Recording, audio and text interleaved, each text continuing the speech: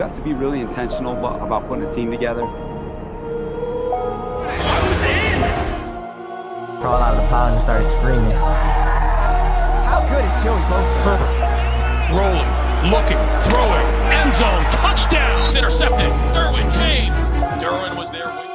You got to be on a mission every day in the NFL. But even more than that, you got to be on a mission together. Great hands, Keenan Allen. The Los Angeles Chargers select Rashawn Slater. Asante Samuel Jr. Stop! Oh, I'm stopping y'all boys. That's what I'm saying. Intercepted, picked up by Michael Davis. Explosion, explosiveness from Eckler. There's Murphy. Boy, he blew that up, didn't he? It is picked off. Nas Adderley. 50-50 ball is 100%. Mike Williams. Ochena, Nwosu. And that will end it. Time to bolt up. Welcome to another episode of Chargers Unleashed. Dan Wolkenstein and Jake Heffer from the LA Football Network here with you today. You can find us on Instagram, on Facebook, and on Twitter at LAC_Unleashed. If you're looking for year-round Chargers content, special guest episodes, be sure to follow Chargers Unleashed on YouTube. Be sure to subscribe wherever you find your podcast. This episode is brought to you by Brewery X, UFC Fit in Temecula, as well as Charger Bolt Family. If this is your first time tuning in, welcome and thank you for checking us out. We just beat the Kansas City Chiefs in Arrowhead. Now we've got a primetime matchup versus the Raiders. Figured it'd be a good time to bring in a special guest who knows a thing or two about these division rivals. Host of your Chargers Weekly and Final Drive, the Chargers Podcast Network, Chargers team reporter, new girl dad to beautiful twin girls, friend of the show, Mr. Chris Hayre joins us on Chargers Unleashed. Chris, welcome to the show. How you doing, man? Dan, I appreciate it, buddy. I'm doing great. Excited for Monday night. I'll tell you that. It's fun when Chargers Raiders really mean something, and I know it's early in the season, but 3-0, 2-1, a huge win for the Chargers Sunday, but it doesn't mean as much if you don't take care of business on Monday. So excited to see this thing unfold. Yeah, absolutely. Me too. And we're going to get into both what just happened last week against the Chiefs and Arrowhead, as well as this upcoming matchup versus the Las Vegas Raiders. But again, congrats to you and your family. And I got to say, how does it feel? Overnight, you and Sully are now outnumbered. How are things over at the household recently? Everything is great, man. I couldn't be happier. It's an amazing feeling. It's been an awesome 10 days or so, and just kind of like floating on cloud nine right now, running on adrenaline. I'll say that, but it's been an amazing 10 days, and I'm excited to get back out there and start covering this team in the NFL again. But it's been an amazing 10 days, man. Not much more else to say. I did see the Chargers did something really cool where they put the names up and for you guys up on the infinity board after the game. That was super cool. Yeah, classy, man. Very, very classy of the guys in the control room. Shout out to Pete and Sean for doing that. And yeah, man, it's I had my suit all ready to go on Sunday for Cowboys, and the girls had other ideas. What can I say? So I'm really excited about Monday night because the place is going to be rocking. It's a division game. Chargers 1-0 for the first time in the division since 2014. An opportunity to go 2-0 for the first time since 2012, I believe. So, those wins at the end of the year, they were great for momentum, but they were kind of empty wins, right? Because, playoffs were not a possibility. It's good to start off on the right foot in the division, and to get another one, to stack it on top of this Chiefs one would be really sweet for the Chargers. Yeah, and we'll talk about both. Let's get into it. So the game against the Chiefs real fast. Chiefs coming off a loss to the Ravens. It feels like there may have been a little bit of a blueprint on how to beat the Chiefs. Were you surprised by how that game turned out? Like, does that shock you that the Chargers came out there with a victory? It doesn't shock me that they would come out with a victory because we've seen how tight they've played this team, the past few years. I think what shocked me was just the fact that they were able to get 4 turnovers and to go back to back to back in the first half. And to have Justin play as well as he did on the road, 4 touchdowns, no picks. It's such a cliche when we're like, hey, play clean football, right? But it means so much to play clean football. The Chargers needed every single one of those turnovers, and they couldn't afford to give one away, and they didn't do it, right? So Justin played remarkable. I thought Mike Williams was remarkable again in Kansas City. Kind of flashes of 2018, but we're just seeing Mike do this more consistently now this year, which has been awesome to see. And if Mike's going to play at this clip, and you have Keenan Allen on the other side, good luck trying to figure out who to double, right? You're not going to be able to do that. And that's going to probably open up opportunities for guys like Jalen Guyton and Jared Cook and Austin Eckler coming out of the backfield. So I was just impressed all around with the win, and really just the confidence of Brandon Staley to kind of say, hey, this is how we're going to do it. This is how we're going to beat the Chiefs. And for the guys to execute that game plan to a T was pretty special for them. Yeah, and you mentioned it. Justin Herbert balled out, 4 touchdowns, no interceptions. You heard a lot of folks talking about the potential of a sophomore slump. I would say 3 games in, fans in the stands, I think we could put that to rest now, huh? Yeah, there's no sophomore slump with Justin. He's just the real deal, man. He's so cool and calm under pressure. And I think everybody, even last year, you look at last year, it was this COVID year where nobody was in the stands. So he's going down to the Superdome and throwing 4 touchdowns, but it's an empty Superdome. So you're like, all right, how is he going to respond when he's in a deafening environment? And you want to talk about deafening environment, Arrowhead Stadium in September when they never lose. For him to go in there and really, what I loved about how they won is they were kind of playing on their terms, right? Like they were doing things that you would see maybe the Chiefs do. They were going for it on 4th down. They were playing aggressive. They were getting the football. They were very opportunistic with the football. And to have guys step up, right? Chris Harris Jr. didn't play in this game. Tevaughn Campbell steps up and forces 2 fumbles. If he doesn't do that in the first half, I'm not sure the Chargers win that game, right? So you're seeing some of these younger guys in the secondary start to show what they can do on the field. Asante Samuel Jr., defensive rookie of the month. And Brandon Staley talked about this on Thursday, Dan. He said, hey, Asante, if he was in the right position on that play, he wouldn't have made the interception. So this award doesn't really change how we feel about Asante. We love Asante. I'm paraphrasing what Brandon Staley said, but he wasn't even in the right position for that play to get the interception. So he's basically just saying the illusion of the NFL, like, don't read your own headlines, right? Like you had a great month. This is your first 3 games in the league, but there's a long way to go, and it doesn't get any easier when you talk about this passing attack led by Derek Carr, who leads the NFL in passing right now and is spreading the ball around to a lot of different guys. 4 different receivers, Dan, have over 200 yards receiving. So this is going to be quite the test. I mean, it doesn't get any easier. You talk about Art, Kelsey, Tyreek Hill and company. Now you go to the Vegas Raiders, who they're humming right now on offense.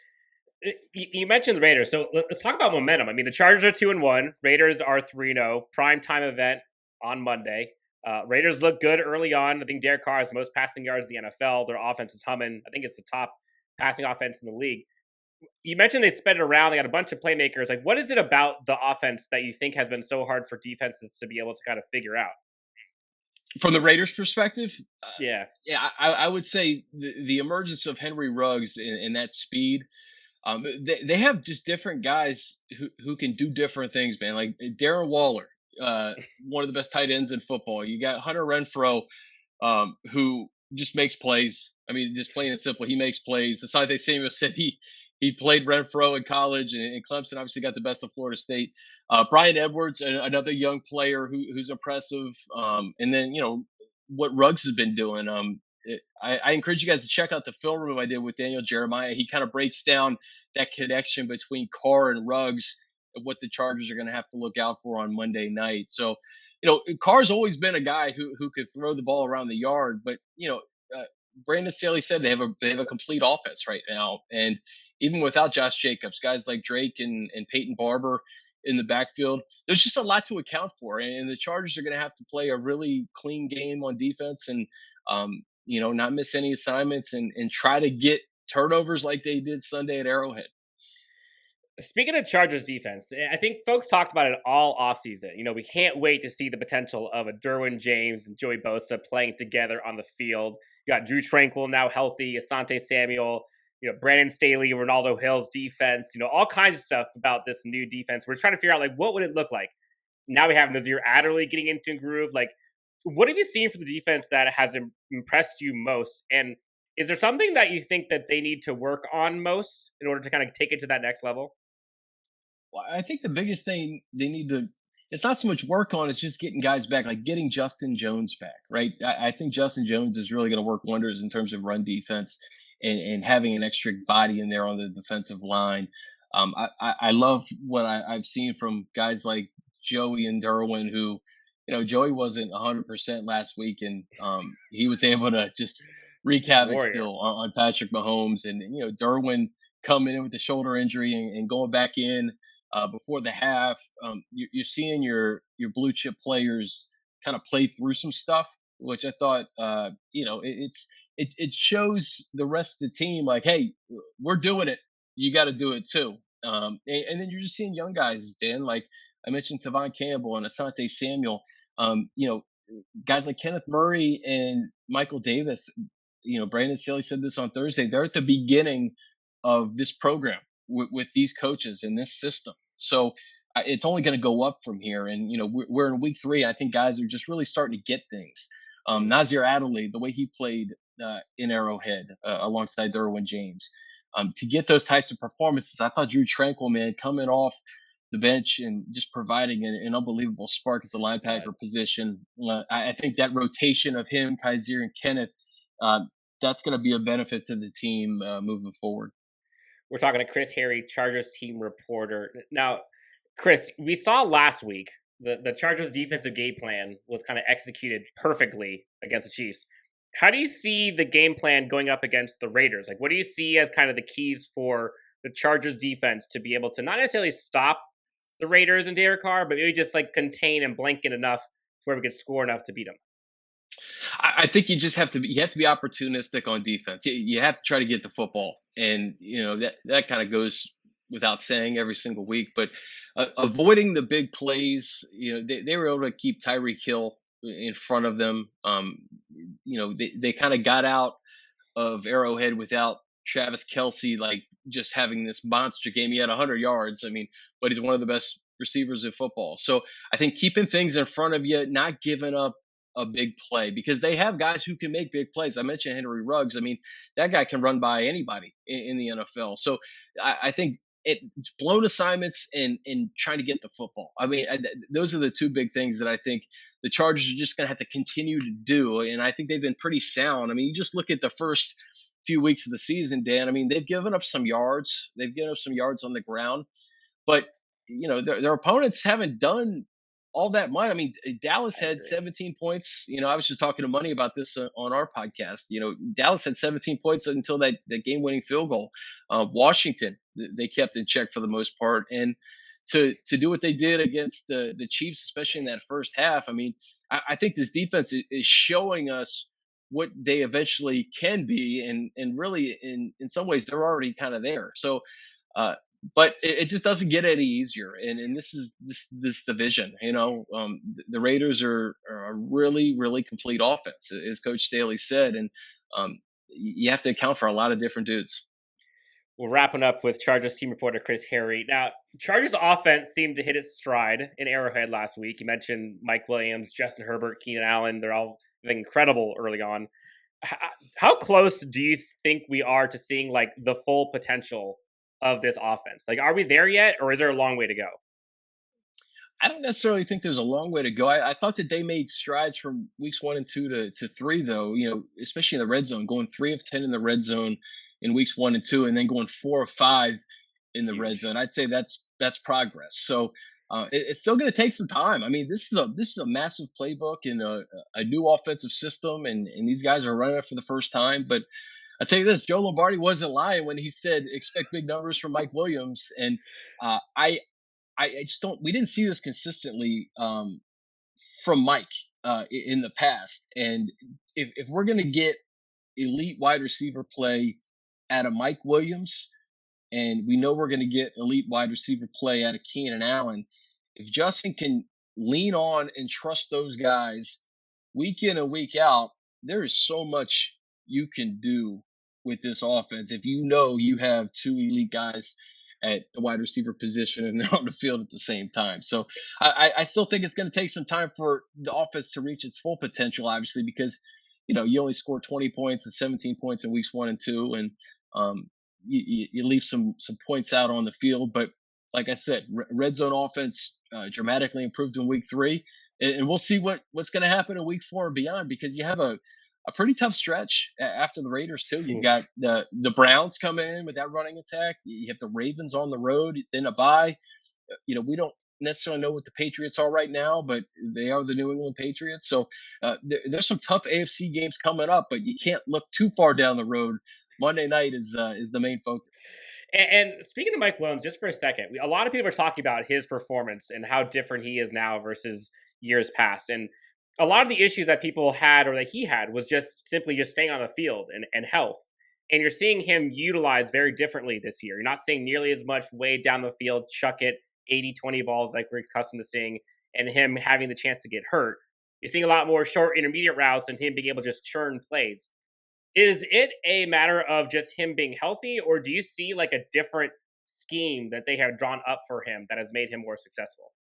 Yeah, I mean, they're definitely using him differently. And week 1, he set a career high in catches with 8, so that's pretty telling, right? But I think that it's a combination of both. It's health and, this X receiver position that Joe Lombardi talked about this offseason, and his hopes for Mike and what he could potentially do in this new offensive scheme. And we're seeing it. Listen, this guy was drafted number 7 overall with this in mind. And to have a quarterback like Justin Herbert to be able to get on the same page, like we saw Justin get on the same page immediately with Keenan Allen last year. Now we're starting to see that with Mike, and it's listen, I tell you this: if they can keep it up and stay healthy, health is the number one thing. That offense is going to be pretty difficult to stop. It is. We'll get you out of here on this one, Chris. Raiders coming into town, coming into SoFi. Division rivals always seem to go down to the wire, always electric atmosphere. Is this just going to be another one of those, like, who has the ball last wins kind of game? Like, how do you see the two teams matching up? Like, how do you see this kind of playing out? It's a great question. I have no idea. I'll just be honest with you. I have absolutely zero clue. But if we're going off past performances, it could be the fourth quarter that it comes down to. But, I do think the Chargers defense is going to be up for this challenge. And you just wonder if there's a game coming here where Justin really starts to hit his stride and it doesn't have to come down to the last possession or the last quarter. I don't know what to, this is the thing. I remember Kevin Harlan telling me this a few years ago. Like, you always have to throw September football out the window, right? Because guys are just getting used to playing again. Tackling's a little sloppier. It's not as crisp as it's going to be in October and November. And then, if you could just stack wins in September, and if you're a good team and you already stack wins in September, you're playing with house money at that point. Sometimes it may be like, okay, we're 1-2, we're 1-3, but we're going to get there. If you can just find ways to win in September, and this is what I love, the fact that they already got the Chiefs under the belt, the Chargers. If they can get the Chiefs and the Raiders in September, we know they're at the beginning of this movie, right? As Staley likes to say, they're at the beginning of this thing. They're going to be a different team in October and November. So stack wins in September. I'm going to say that it doesn't come down to the last possession, and then we'll just see what happens. There we go. Chris Hayre, Chargers team reporter, host and co-host of many Chargers podcasts. You see him on CBS LA. Chris, thank you so much for joining us on the show. Where can people find the beautiful work that you do with your team? No, I appreciate it, man. The Chargers Podcast Network. We have a great one coming out on Friday morning with me and Matt Money Smith. I talked to Omar Ruiz of NFL Network, who's going to be on NFL Network's post-game coverage on Monday night, and ESPN Steve Levy going to join us too to break down the matchup. So excited about that. And then Haley has Playmakers coming out. I believe Laura Rutledge of ESPN going to join her there. So we got some good stuff cooking this weekend. And just find us on the Chargers Podcast Network. And, we got stuff cooking on Chargers.com all the time. There you go. We can find Chris Hayre at Chris Hayre on Twitter. Chris, thank you so much for joining us. Have fun this weekend, and let's go Chargers Monday night. We'll see you at SoFi. All right, Dan. Appreciate it, buddy. All right, see ya. Well, that's going to wrap things up for today's episode of Chargers Unleashed. Again, special shout out and thank you to Chris Hayre, Chargers team reporter, for joining us to talk a little bit about this Chargers matchup ahead with the Las Vegas Raiders. You can find us on Facebook, Instagram, and Twitter at LAC_Unleashed. If you have not already, give us a quick like and a follow and subscribe everywhere you find your podcast, as well as on YouTube. For those coming in for the first time and second time and all the times beyond, thank you so much. We appreciate you tuning in. And we'll talk to you next time on Chargers Unleashed. You have to be really intentional about putting a team together.